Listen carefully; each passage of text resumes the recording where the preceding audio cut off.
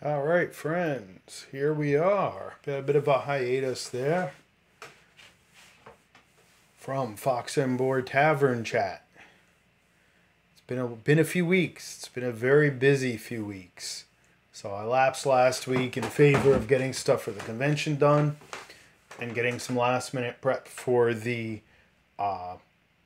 primer release done. That the layout for that is underway. We'll talk about that more in a moment.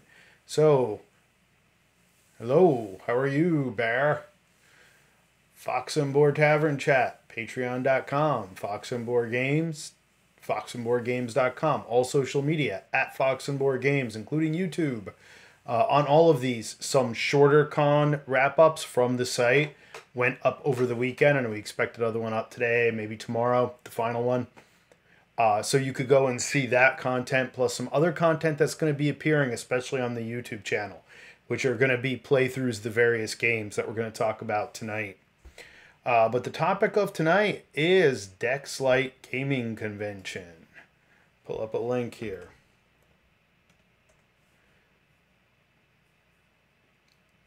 I know I was talking about it quite a bit over the last couple of weeks. Hey, there's Peach. How's it going? Back to our old stomping grounds this week, PJ. There's Wolfie. What's going on? The usual suspects. Thanks for coming. And not so usual suspects who may be just tuning in or lurking. Thanks a lot. PJ and I might have first met at a DexCon, now that I'm thinking about it, or a DEF CON.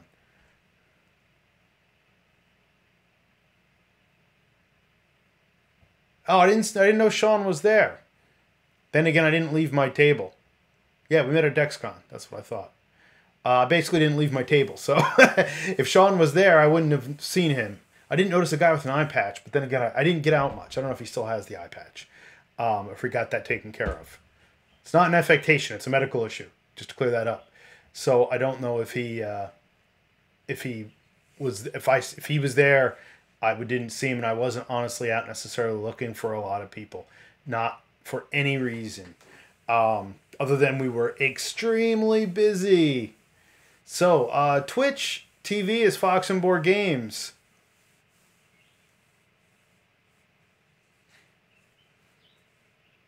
Okay, yeah, possibly then. You know, they might have been in the indie playroom too, which I actually didn't get up to, unfortunately.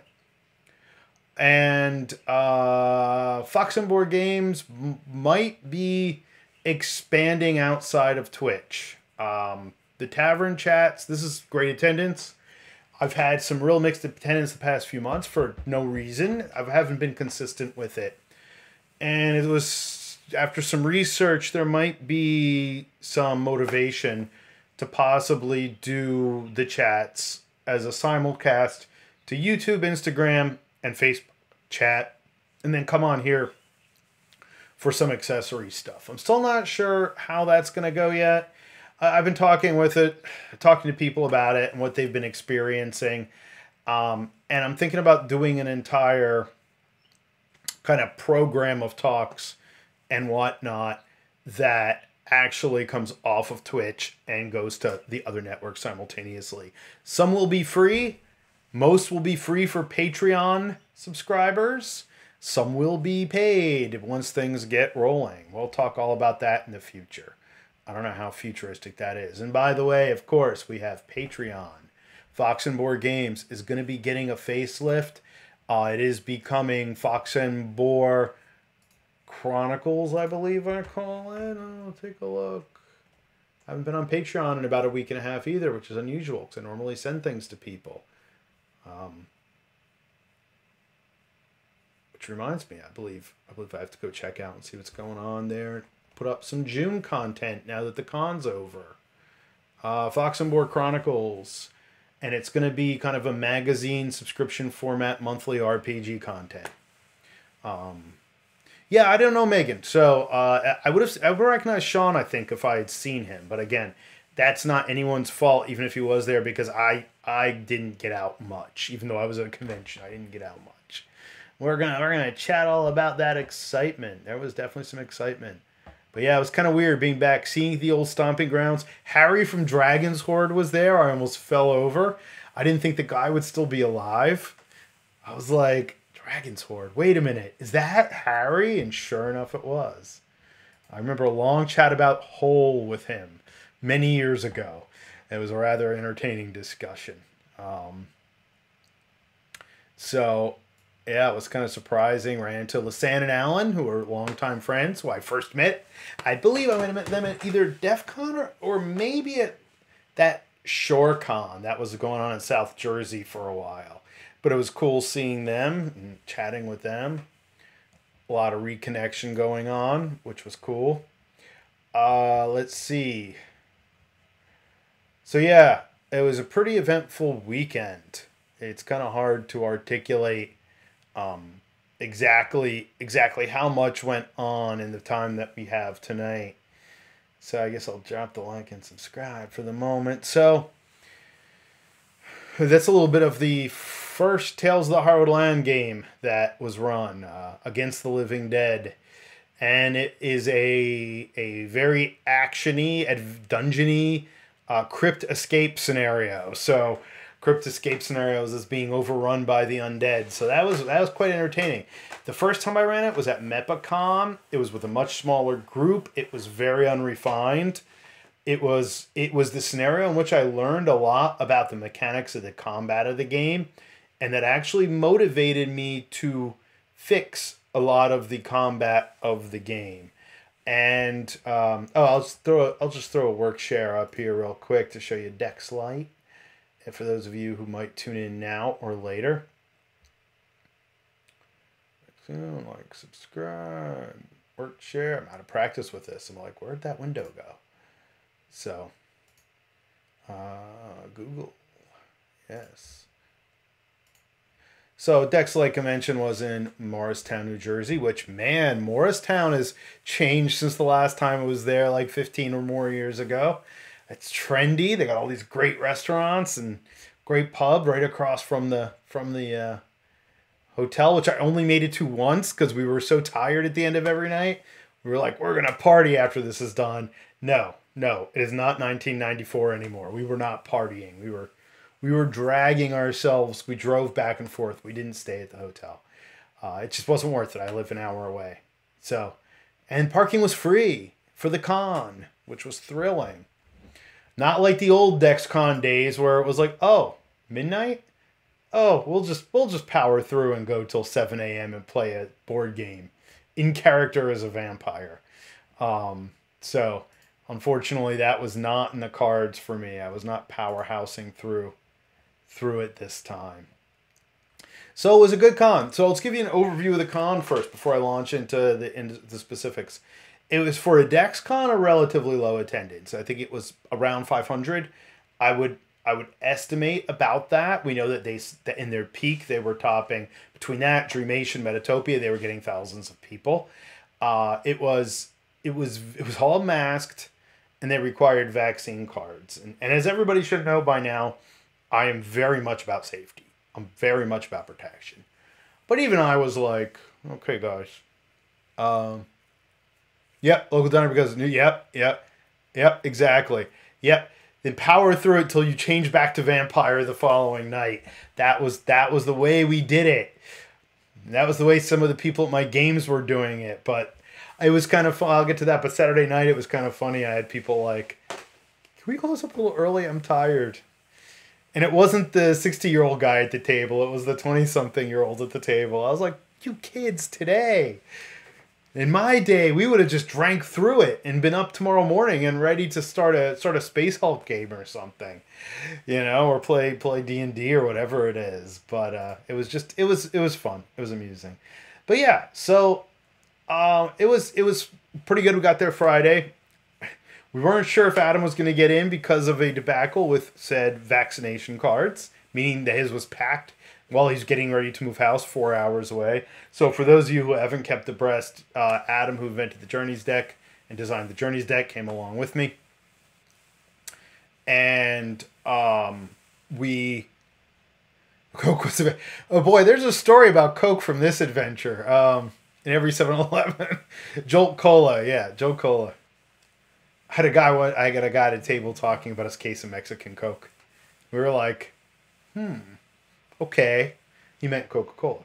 It was a friend of his got it. And I was like, oh, okay. So this is how you're going to make it through the weekend. That was Friday night that discussion came up. It was rather amusing. Then he was like, oh, I hadn't planned to do Coke this weekend. It's like a case of Mexican Coke. I was like, wow. The stuff with the real sugar. That's right. Jolt Cola. And caffeine. Many late night coffees. So we got there Friday. Once we got in, it was no problem. He was able to get a New York State digital pass for his vaccinations, and head on over to the con. And we jumped right in.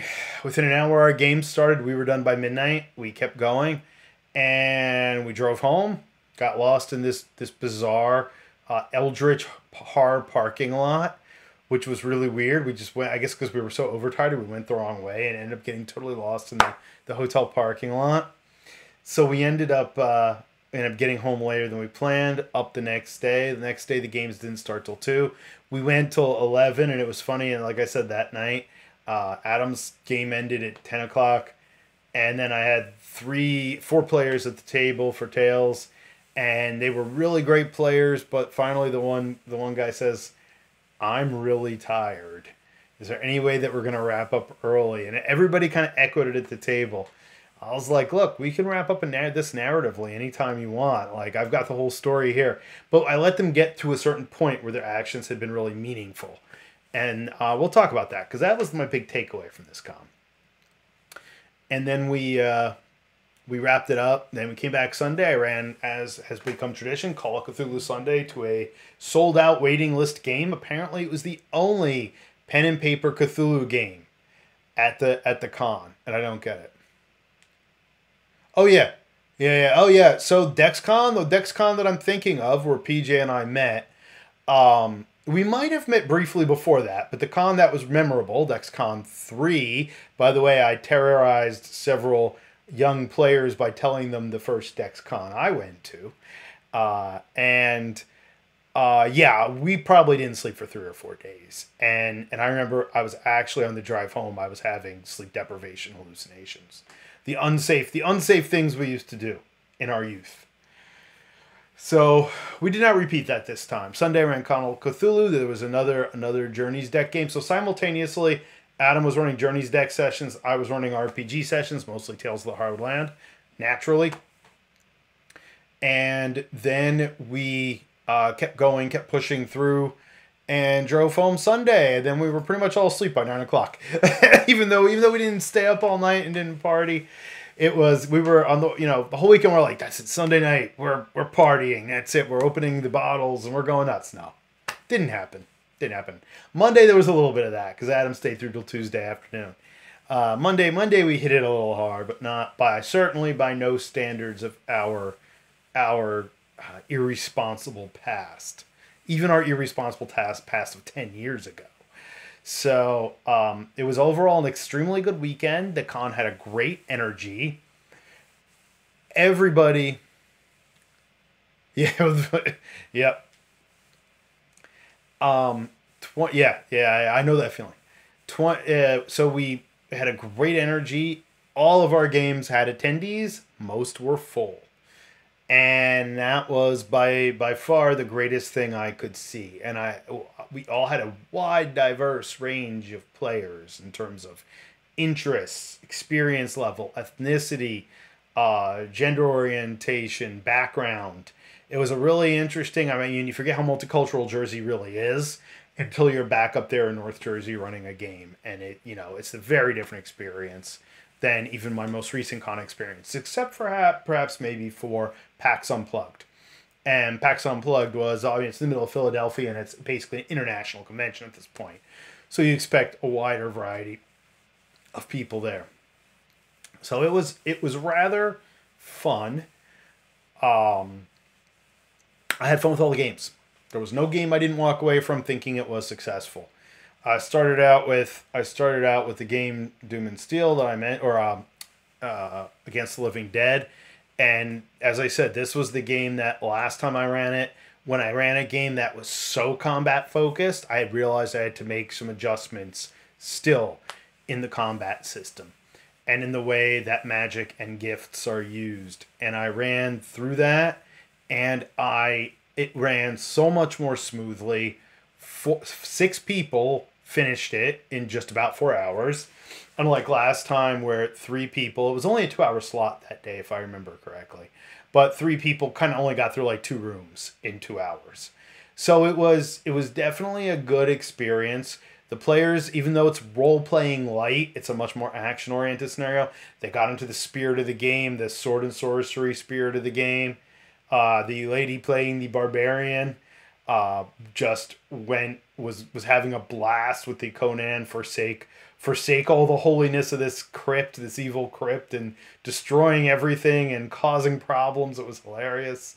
Then we had a couple of the more moderate players trying to not run into horrible combat situations and run through traps. So it was fun.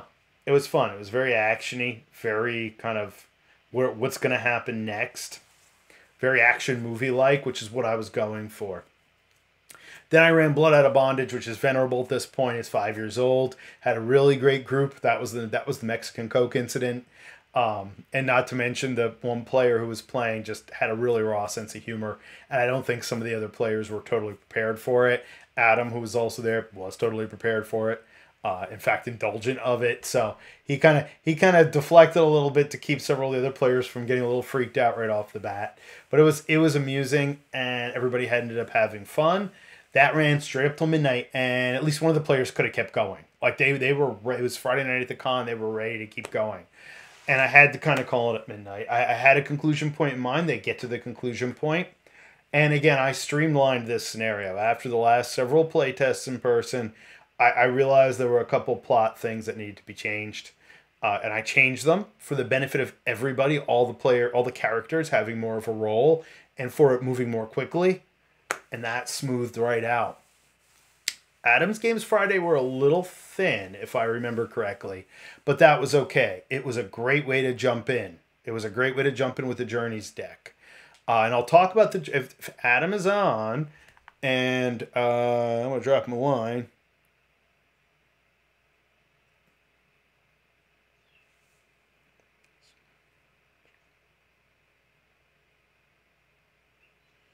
See if he's on.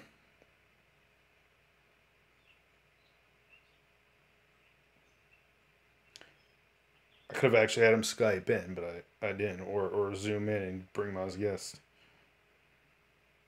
See if he's available. He's juggling a bunch of life stuff now, so.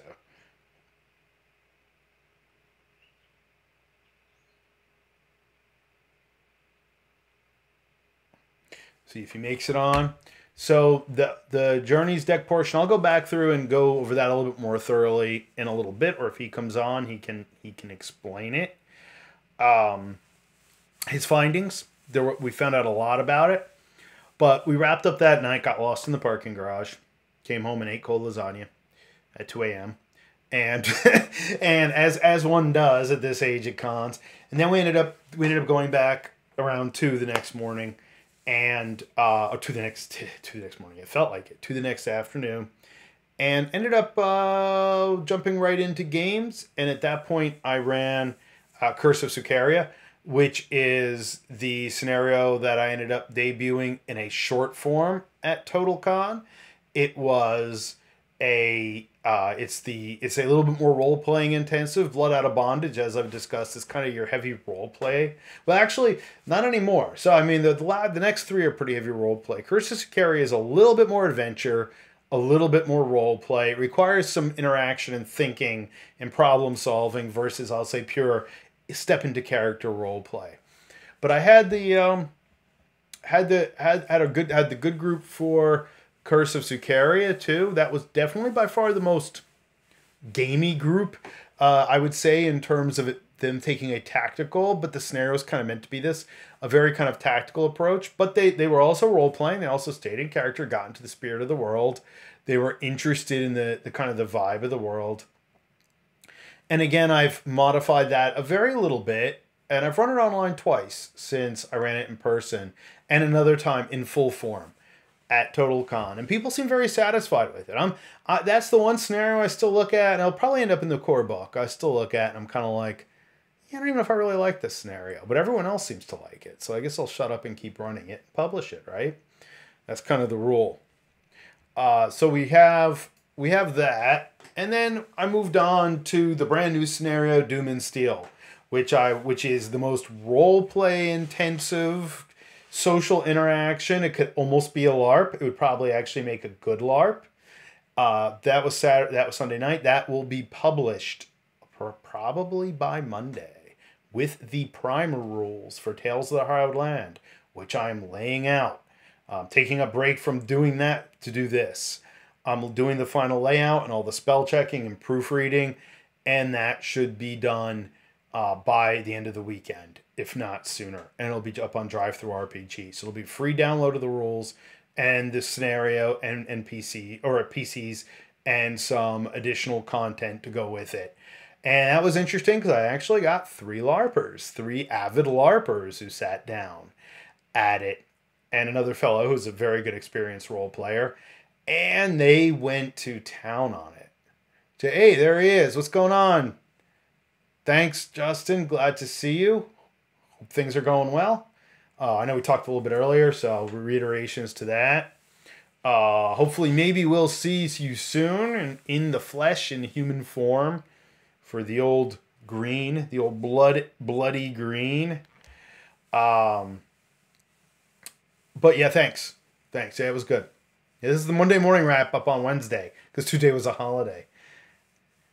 So we ended up going on with that scenario, and they totally short-circuited it. Everything I had planned out, this group of players just looked at the situation like, we're going to do this.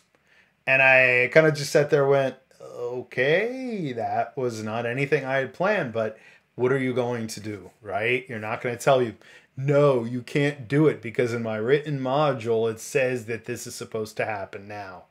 Now, there is an independent timeline within this scenario. This goes back to a lot of the earlier discussions. We have time-based versus encounter-based or map-based. This one's time-based and situational, and there's a timeline moving on no matter what the players are doing. So, but they really got into character. They really got into spirit, and it was great. And seeing them, they became really interested in the cultural intricacies of the part of the world that this scenario is set in, because it's a little remote from the other parts that are explored and has kind of one of the unique cultures in the world that they got to step into. And they were really all about it.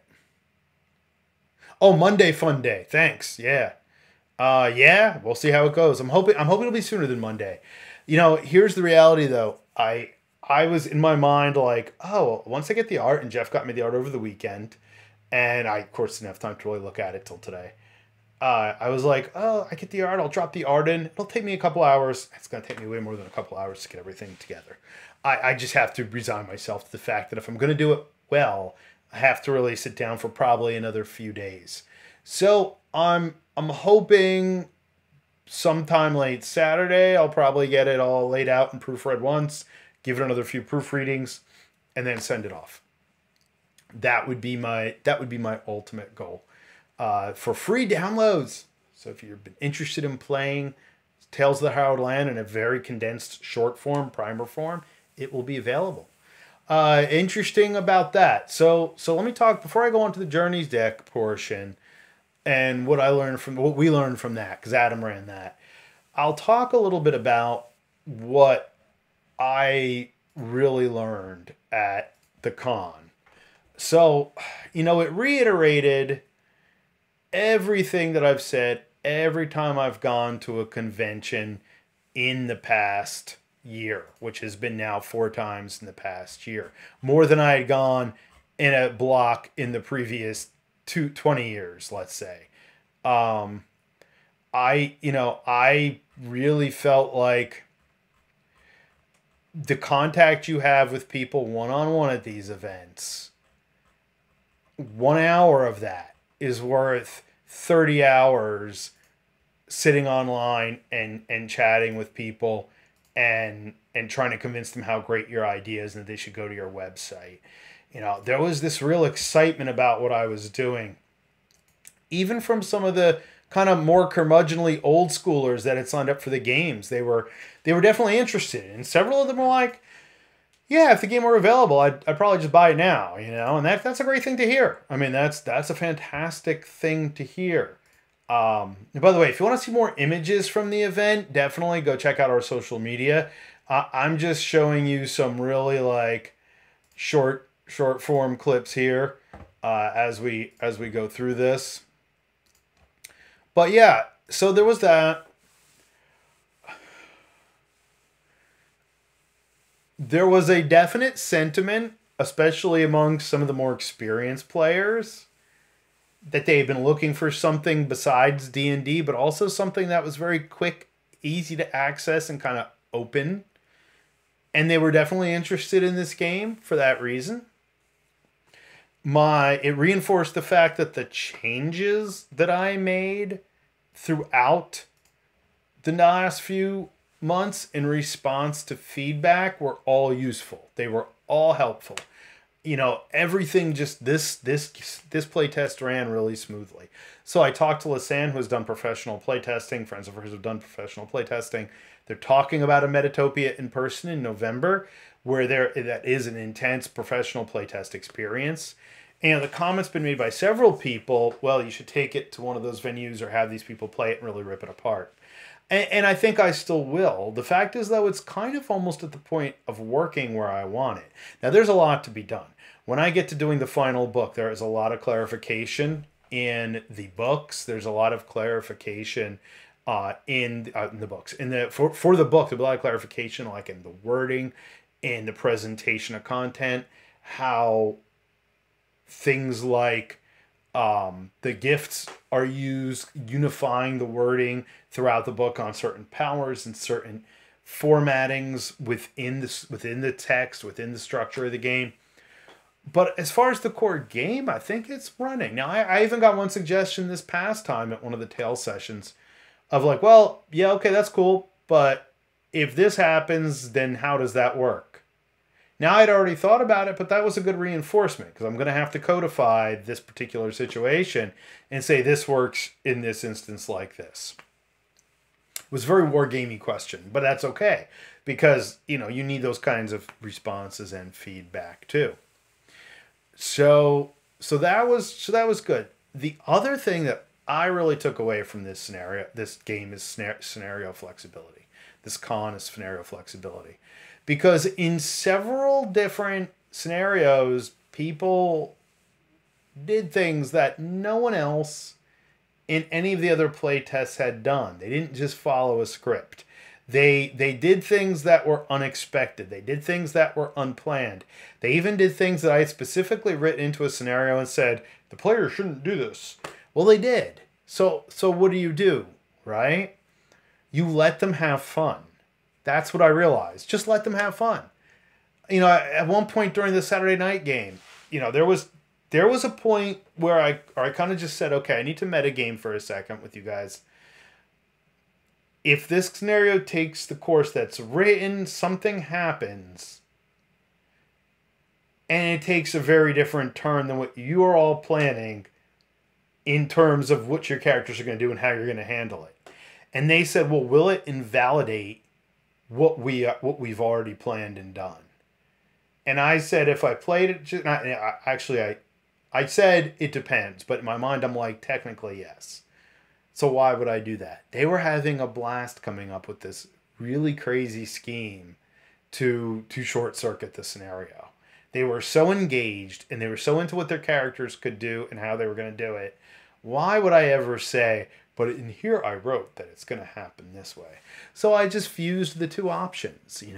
I made it flexible so that, well, when the players go and do this, that's still going to happen. That timed thing is still going to happen. They're just going to have to deal with it differently. And everybody else in the environment, the NPCs, who all have their own agendas, have to deal with it differently. And that is the one thing that I took away from this. And that happened like 2 or 3 times.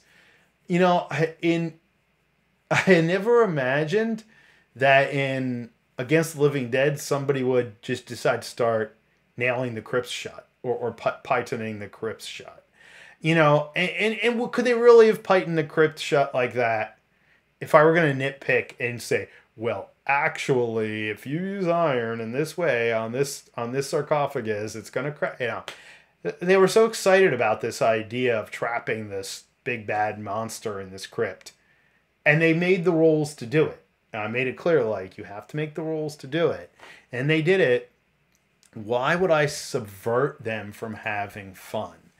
Maybe me 30 years ago running one of these games would have been like, oh my God, no, they can't disrupt my grand plan. I really just walked away with, let players enjoy it. Let players have fun. Let them make their own story in the end. Let them take your framework and create an adventure that they are going to find memorable. I also learned that dynamism counts. Both Adam and I were told that we were among the top experiences players had at this game con. I don't take that lightly.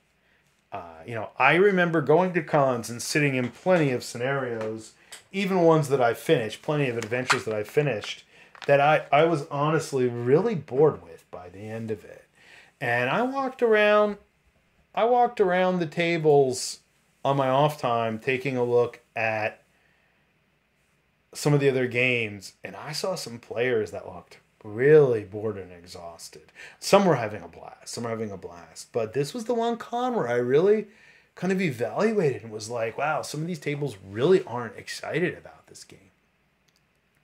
And again, that's not even in my case mentally like I'm so great and they're not. It's that you have to deliver a certain experience and make the players continually excited about the experience at the table, and give them a rich world in which they feel like they're invested even for 4 hours. And that's what I feel like the lesson walking away from this convention for me was, in addition to all the usuals, preparedness, be ready to go, and have a goal in mind, but be flexible. Really give the players a fun time. Yeah, and so I'm ready. I'm ready for Tales to be dropped. I'm sure once it drops, I'm going to get a lot of feedback. I'm sure I'm going to get a lot of things that I did not even foresee as a thing brought to my attention. And I'm sure I'll be putting out another edition or revising it all before the core rules drop in a finished form, hopefully sometime in November, December. Well, the funding will be done by then. Hopefully, and everything, the funding will be done, and I'll be dropping the rules by around midwinter in a finished form. So we'll see. As far as the Journeys deck, I don't know if Adam made it on. I sent him a note. That was definitely so. The Journeys deck, as you've been shown. Let me pull up the Journeys deck here, at least just a little sample.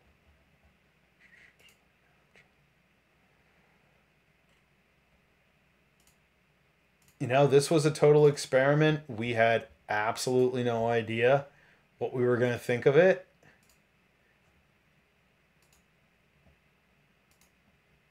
So here's some of the Journeys deck laid out from one of Adam's sessions. Adam marathoned it. He championed 2 hour slots. He had one 1 hour slot, which was actually kind of an editing error, a scheduling error, and we just kept it. But he just powered through it, and he kept these groups of players ages 13 to 60s entertained. The format was essentially, and if you're on, Adam, please feel free to jump in, just, type up anything you feel like you want to say.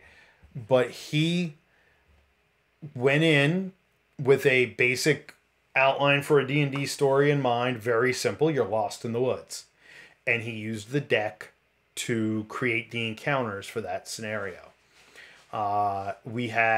It starts out with multiple different piles of cards, and you pull from underneath the heading pile, the heading card, and you lay out the story as you go. And the biggest comment we got was, well, it's kind of like random encounters, but it makes sense. And that was our whole point. Our whole point was not just pull a random card, you get a random encounter. Our whole point was, as you pull cards from the deck, it creates an environment. And after the first or second scenario, somebody had, well, he, with this, in discussion among players, he got the idea, why don't we have a card that you pull to start that actually defines the scenario, that actually defines what it is that you're going to be doing throughout, what the goal of the scenario is, like invade the bandit camp. Okay, so then all the cards you pull are supporting this idea of playing, of defending the bandit camp or whatever. I just made that up. I actually don't remember what all his quests are. So by the next day, he came up with several different quest cards, just written up in handwritten form, just to see how they would work. And that narrowed it down 100%. That made it so much more fluid. The response to this deck was mind-blowing. In the fact that people became really invested. He even had one very experienced player and GM who she just got up, he handed her the deck, and she was telling the story. She was running the game off this deck, which is exactly what we've been trying to get at. What we've been saying, that this is the real use for that particular item. And again, we were blown away. I was shocked at how easy and intuitive this was for people to really grasp. And we had people saying things like, if this were available right now, I'd buy it. You know, and it's a ways off from being finished. So we did determine that you do need some more subcategories of cards. Like, there's creatures that will make monsters and animals. Because like in one scenario, you're supposed to pull, you know, this threatening monster, and you pull a deer instead. And that was just comical, right? Okay. But then we were like, okay, well, what happens? So the deer, something's hunting the deer. So you can pull another monster card and get something really weird. And again, a lot of this goes back to, once it's in place, once these cards are pulled or in place, then it's up to the game master to kind of write the story or write the scene around those cards.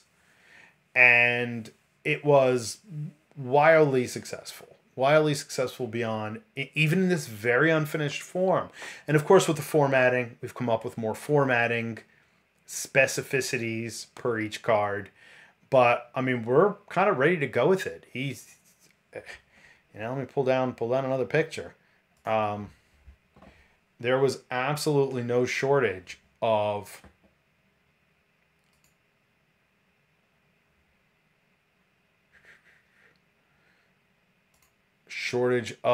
possibilities.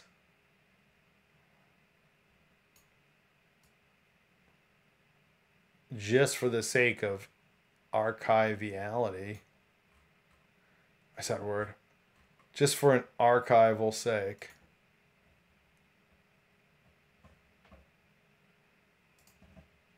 That's not the picture I wanted.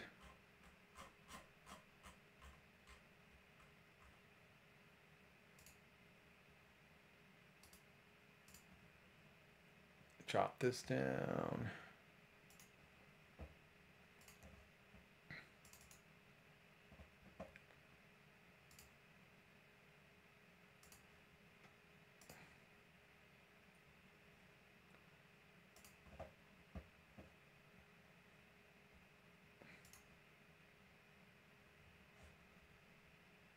Okay.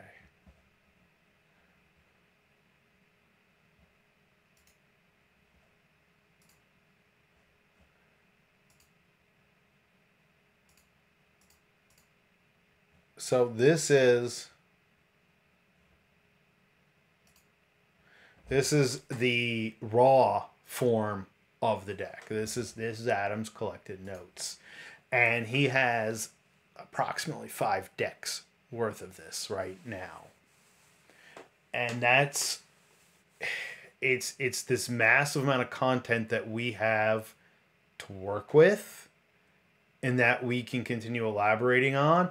And, he's made it clear that you can work with more than one deck at once. Like, for example, he has a Plains and a Woods encounter deck, Journey deck. And you could very easily use both of these decks and put them together and draw from both of them to kind of create this larger environment. We didn't try that. We stuck with one deck because we needed to get the format going. And I think now that the format is, in fact, going to be unified, and we're working on that now, I think that this is going to be very fluid. The production process for this is very fluid. So that's where we're at with that. I mean, it was a great learning experience. The compliments we got both on his ability and versatility in running the game and on the product itself, I think was hugely successful. It was definitely beyond the initial. We both knew it was a good idea, but until you get it out there, it was beyond the initial expectations of what we had. So there were a lot of fun adventures. If he's on or if he pops on, he can tell you about some of the highlights of it. But those were definitely, from what I saw, the highlights of it. And we were usually at an adjacent table, and I could clearly see just how engaged his group was getting. And in several cases, these people had not played D&D at all before, or they had only played in this very cursory fashion. And through the use of the cards, it also helped them kind of place this in a tangible sense instead of it being this totally abstract experience. So I thought that was extremely cool too, that even these new players were diving right in and getting invested on this deck. So yeah, it was pretty great. Pretty good weekend.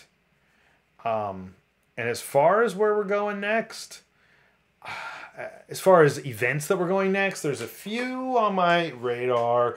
There is an event up in New Haven that it was suggested we take a look at. I don't know.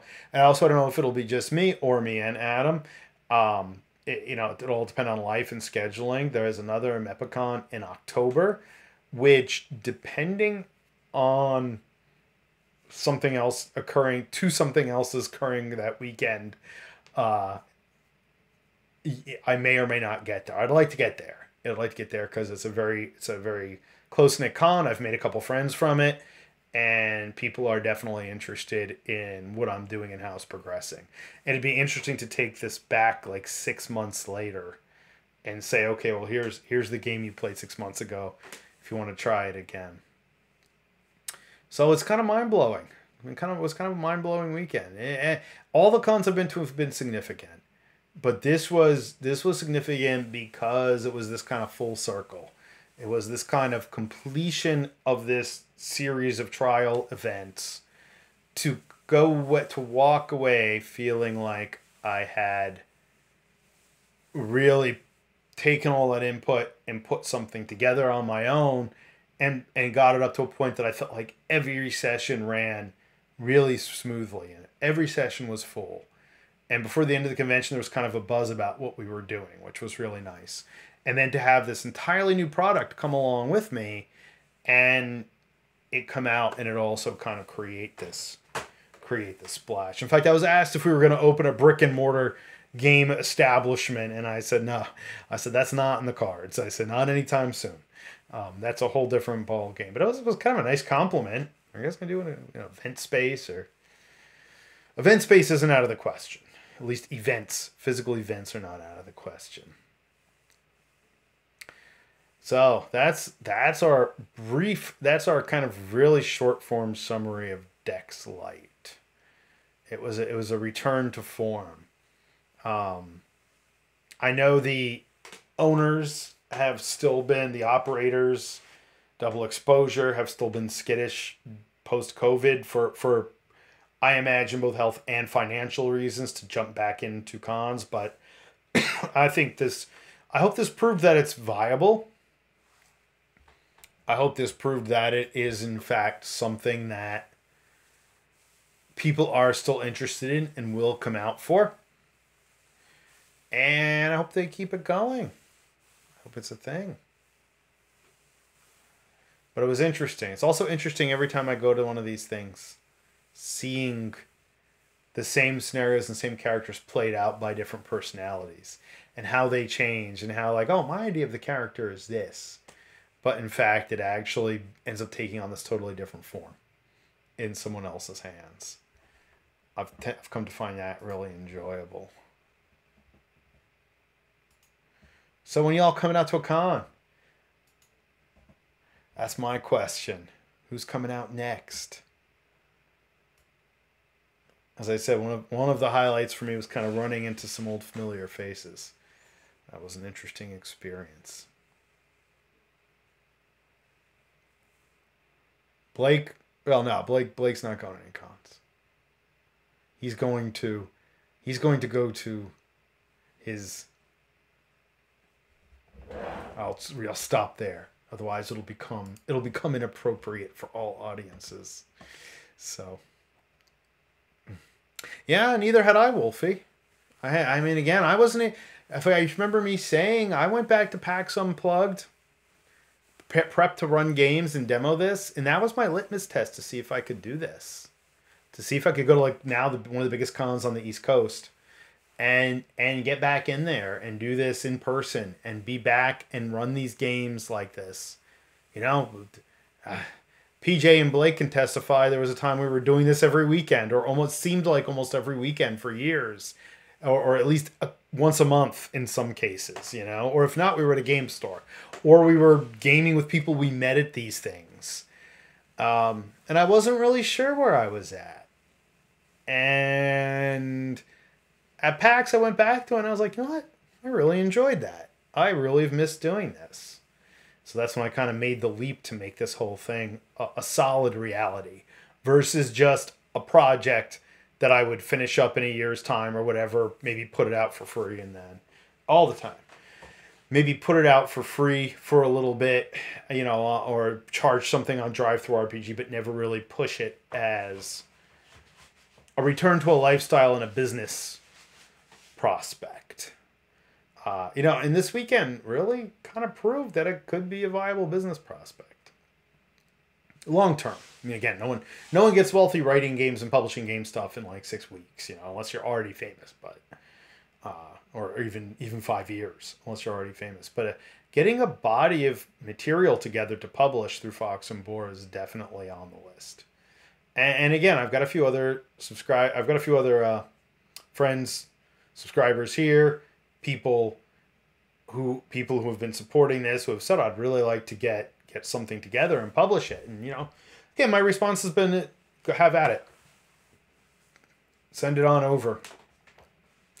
I am, as Adam can testify, I am kind of rigorous in terms of the quality control and consistency. Like, there were a couple times when he was doing sample cards where I just said, well, why are you doing that? Why are you doing that? Well, why don't we try it this way? You know, I think it'll be more smoother if we do it this way. In some cases, I was right. In some cases, I wasn't. But, you know, I'm seeing so much stuff out there right now. There's a lot of great stuff being published by third-party companies. But there's a lot of stuff out there, too, that I think people just, like, I don't know, it seems kind of thrown together. Like, I remember downloading a sample of something that people were charging for. It was a Gothic horror setting for 5th Ed. And, I mean, even just the writing was not polished. Like, not even a little polished. Like, not even, like, novel polished. It was hard to read. And as I've said before, much like with, you know, independent music, anybody can do it, and that's great. I'd rather anybody be able to do it than it be controlled by a few giant mega companies, as these things have been for years. Thanks, Jay. You know, and as certain giant mega companies just assumed they would be able to do late last year, you know, not having any understanding of the people playing these games or why they're there. So, I don't know. I guess we're going to find out. I guess we're going to see how this goes. I will be returning to academia at least for this coming year for a number of reasons. Healthcare is high up there. Contract is another one. But hopefully I'll be able to integrate a little bit more of this into my workflow there. So I won't feel like it's quite as fractured of an experience as most of my time in academia has been. Or I've never really kind of just taken a hold and said, okay, this is what I'm going to do with it.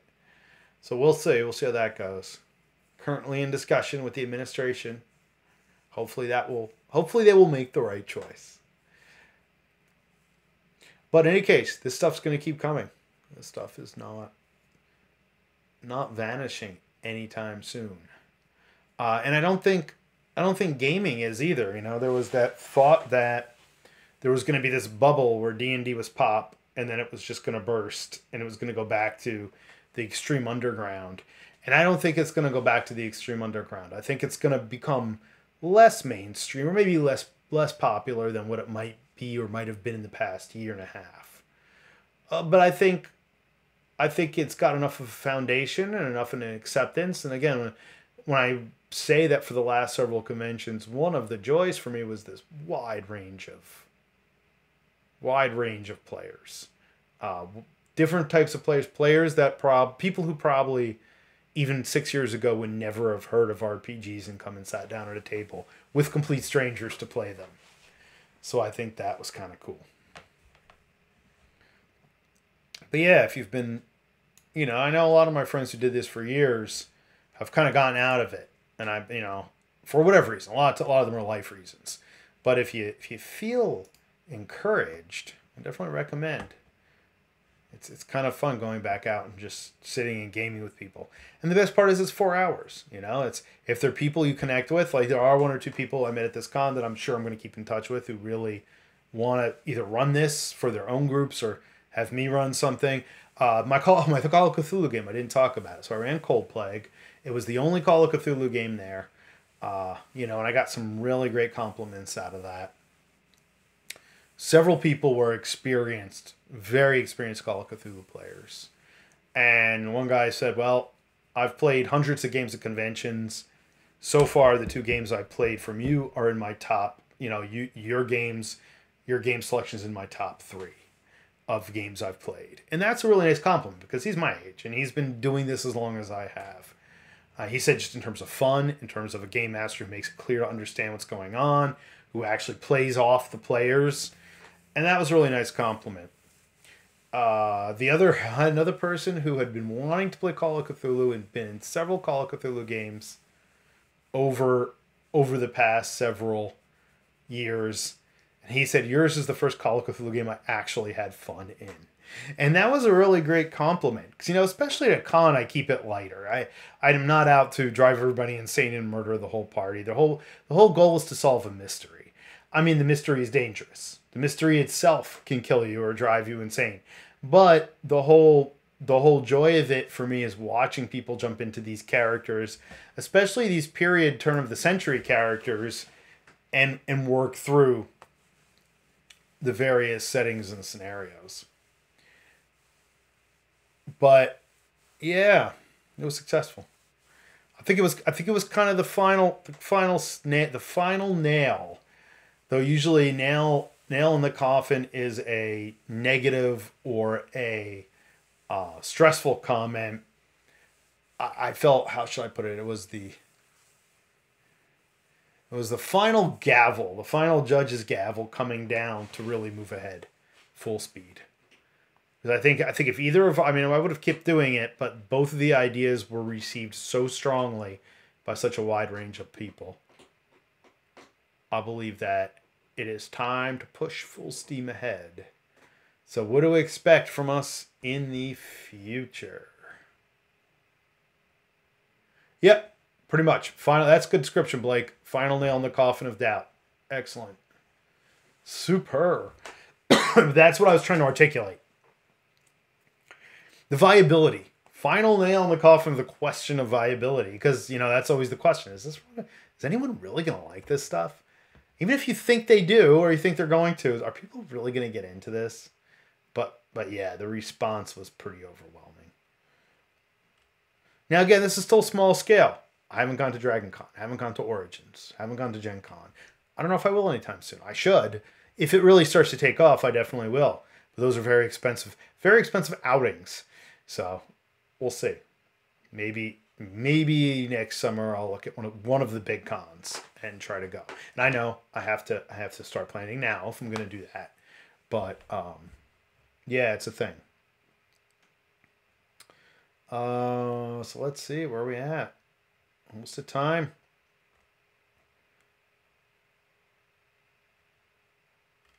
And I'll keep talking as long as everyone else wants to. But yeah, so I'll circle back around to some of my initial comments. I'll probably remain on Twitch and do some tavern chats and also some work chats. But I am looking at expanding this into a wider base because there are quite a few people, for example, I talked to this weekend and even in the past months who are like, yeah, I just don't want to bother with Twitch. I don't go on Twitch. I watch live YouTube events though, or I watch live Instagram or Facebook streams. Like I took a survey of our mailing list. And if you're not on the mailing list, go to foxandboardgames.com and sign up for the mailing list. There's also a ConvertKit link. Let me pull up that ConvertKit link for you. And ConvertKit's just what we use to run our mailing list. It's nothing particularly mystical.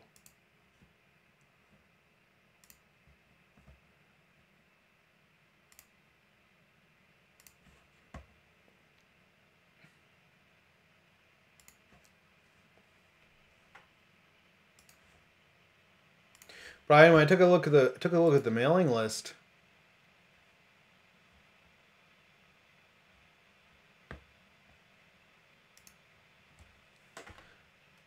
Statistics, and it appears a vast bulk of the draw are people I don't know on Instagram. And I know people are doing more Instagram live these days as well as YouTube live.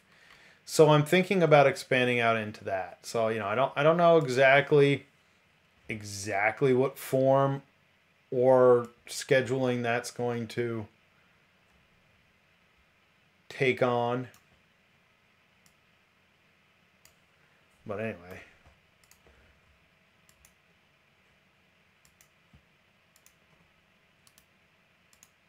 There's the ConvertKit link. That's to sign up directly for the mailing list if you don't feel like going through foxandboardgames.com. And it's very infrequent. It's once a month and it's targeted. You know, it's not rambling. It's not every day you're getting a mailer, which I have seen. I don't know how anyone does that and doesn't lose their mind. I don't think Nightbot's working tonight. Did Nightbot abandon me in the couple weeks I was away? Apparently it did. So, drop back over to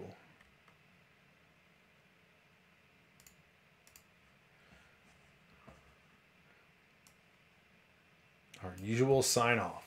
So thanks again for everyone coming on. Thanks for jumping back in. If you're from the con, if you attended this past weekend or any of the events, big special thanks to you for dropping in. And a huge thanks for all the support, whether you're a chatter or a lurker. But every time I log back into Twitch, I have a little bit more of a bump. So like I said, I'm not going to abandon it totally, but I am going to continue to start to branch out with different kinds of events. And I'll talk about that more as it comes to fruition.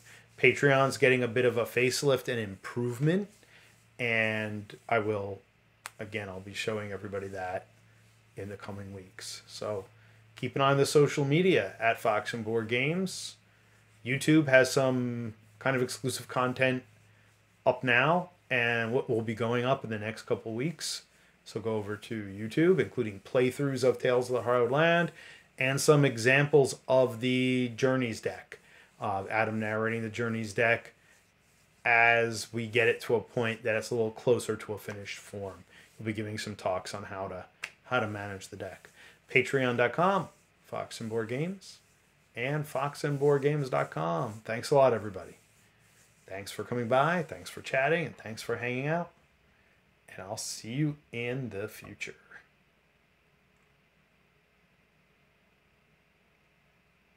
See you later, Wolf.